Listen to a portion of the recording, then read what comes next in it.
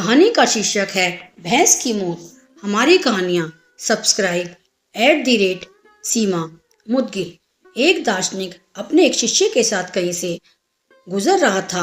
चलते चलते वे एक खेत के पास पहुंचे। खेत अच्छी जगह स्थित था, लेकिन उसकी हालत देखकर लगता था मानो उसका मालिक उस पर जरा भी ध्यान नहीं देता है।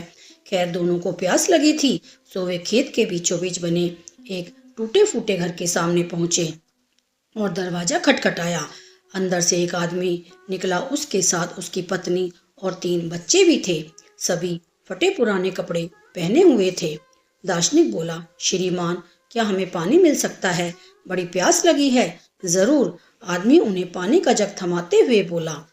मैं देख रहा हूँ कि आपका खेत इतना बड़ा है, पर इसमें कोई फसल नहीं बोई गई है और ना ही यहाँ फलों के वृक्ष दिखाई दे रहे हैं, तो आखिर आप लोगों का गुजारा कैसे चलता है? दार्शनिक ने प्रश्न किया। जी, हमारे पास एक भैंस है जो काफी दूध देती है। उसे पास के गांव में बेचकर कुछ पैसे मिल जाते हैं और बचे हुए दूध का सेवन करके हमारा गुजारा चल जाता है, आदमी ने समझाया। दार्शनिक और शिष्य आगे बढ़ने को हुए। तभी आदमी बोला, शाम काफी हो गई है, आप लोग चाहें तो आज रात यहीं रुक जाएं। दोनों रुकने को तैयार हो गए। आधी रात के करीब जब सभी गहरी नींद में सो रहे थे, तभी दार्शनिक ने शिष्य को उठाया और बोला, चलो, हमें अभी यहाँ से चलना है और चलने से पहले हम इस आदमी की भैंस को चट्टान से गिराकर मार डालेंगे।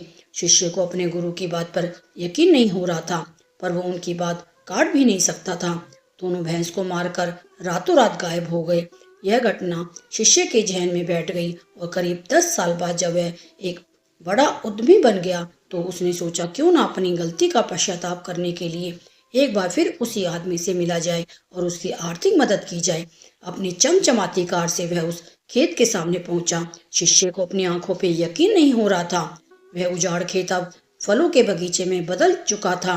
टूटे फूटे घर की जगह एक शानदार बंगला खड़ा था और जहाँ अकेली भैंस बंधी रहती थी, वहाँ अच्छी नस्ल की कई गायें और भैंस अपना चारा चर रही थी। शिष्य ने सोचा कि शायद भैंस के मरने के बाद वो परिवार सब बेच बाच कर कहीं चला गया होगा और वापस लौटने के लिए वो अपनी कार स्टार्ट करने लगा। तभी उसे वो 10 साल पहले वाला आदमी दिखा। शायद आप मुझे पहचान नहीं पाए, सालों पहले मैं आपसे मिला था। शिष्य उस आदमी की तरफ बढ़ते हुए बोला, नहीं नहीं, ऐसा नहीं है, मुझे अच्छी तरह याद है, आप और आपके गुरु यहाँ आए थे। कैसे भूल सकता हूँ उस दिन को?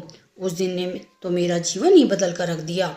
आप लोग तो बिना बताए चले गए, पर उसी दिन ना जाने कैसे हमारी भैंस भी चट्टान से गिरकर मर गई।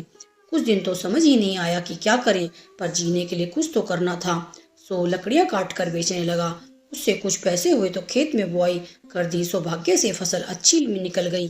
बेचने पर जो पैसे मिले उसे फलों के बगीचे लगवा दिए और यह काम अच्छा चल पड़ा। और उस समय मैं आसपास के 1000 गांव में सबसे बड़ा फल व्यापारी हूँ। सचमुच ये सब कुछ ना होता अगर उस भैंस की मौत ना हुई होती, लेकिन यही काम आप पहले भी कर सकते थे।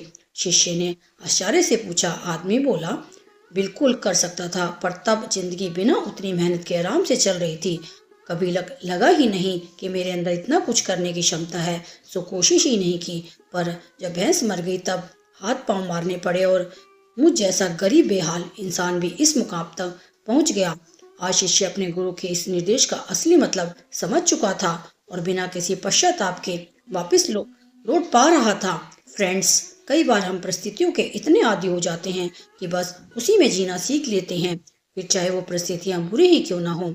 हम अपनी जान से नफरत करते हैं या फिर भी उसे पकड़े पकड़े जिंदगी बिता देते हैं।